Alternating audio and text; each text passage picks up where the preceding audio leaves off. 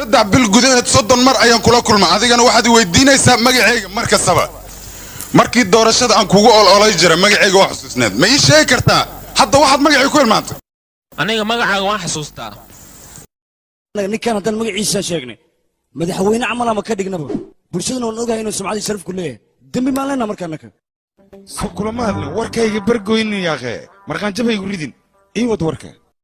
war ninkanaa u jeedid bombay ilaa kalkataa sida madaxweyne oo kale loo ciseeyaa marka haddii aan magaciisa sheegnay dambi maan leenaa markaannaga haddii aad gabar shukaansanaysid magaciisa haddii aad sheegto waa ku ogolaahay aan ku dhah shilin ma lagaa qaada aan ku dhaha lagu siinaa waxaa kaloo kuu soo haray isbitaal markii aad tegaysid haddii aad magaciisa sheegtid waa lagu fudinaa walba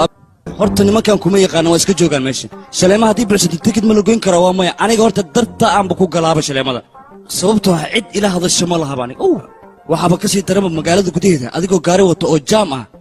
haddii taraafig ay ku qabtaa mataqaanaa magacaaga haddii la sheego waa lagu sii daynaa magacaada marka kor waaya nimankaa kuma yaqaana anaa ku aqaano see waa babuji midaan hilmaamay madaxweynenimo 5 daqiiqa kaaga dhiman